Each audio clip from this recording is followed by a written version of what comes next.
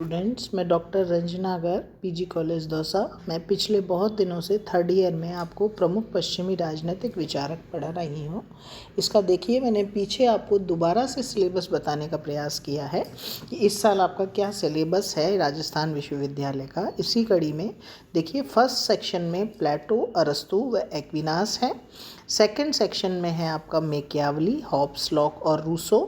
Third section में है Bentham, JS. मिल, marks और लॉस्की। तो इसमें मैं अब आपको बेंथम करा रही हूँ, जिसका मैंने जनरल जानकारी और उपयोगितावाद बताया था। अब इसमें मैं आज आपको बेंथम का उपयोगितावाद बताऊंगी। तो बेंथम का उपयोगितावाद क्या है? नैतिकता की परंपरागत धारणाओं का खंडन और सुखवाद के सिद्धांत का प्रतिपादन, ये बेंथम ने बताया था। उपयोगितावाद बेंथम की समूची विचारधारा तथा चिंतन का मूल मंत्र और आधारशिला है। बेंथम ने तत्कालीन समय में प्रचलित नैतिकता की सभी धारणाओं का खंडन किया और उपयोगितावाद को नैतिकता तथा मानवीय जीवन का आधार बनाया। बेंथम के समय में नैतिकता के विषय में विभिन्न विचार प्रचलित थे। प्राय लोग ईश्वर की इच्छा को नैतिकता का आधार मानते थे और उनका कहना था कि धर्मशास्त्रों से ईश्वर की इच्छा का ज्ञान होता है। इसीलिए उनका कहना था कि जो कुछ ईश्वर की इच्छा अर्थात धर्मशास्त्रों के अनुकूल है वह नैतिक है, और जो कुछ इसके विपरीत है वह अनैतिक और पाप मूलक है।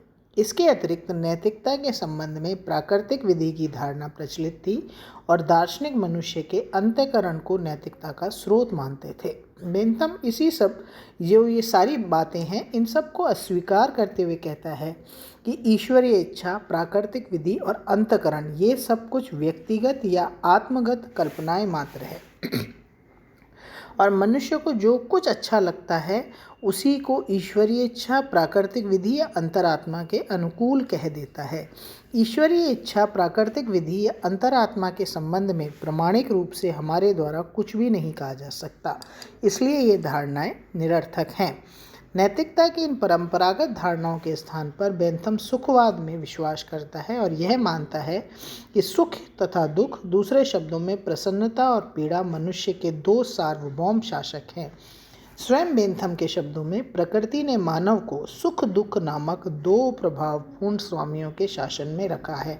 हमें क्या करना चाहिए या हम क्या करें, यह केवल वह ही निश्चित कर सकते हैं। एक मनुष्य अपने शब्दों द्वारा उनके शासन से बचने का दिखावा भले ही करे, किंतु वास्तव में सदैव उनके अधीन ही रहेगा।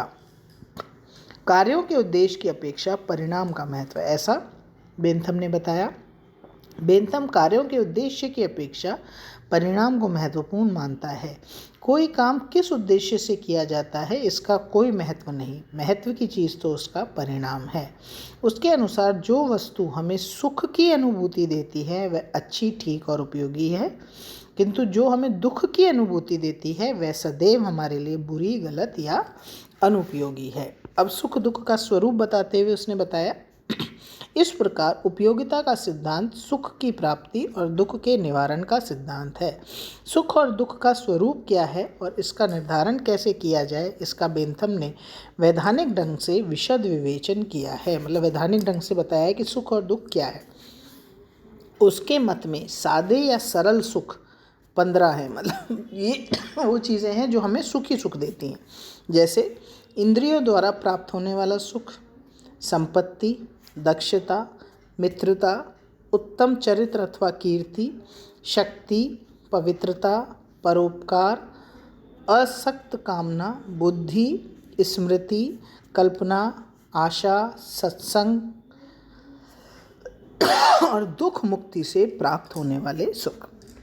अब सादे दुख क्या है, तो उसने 11 बताए हैं।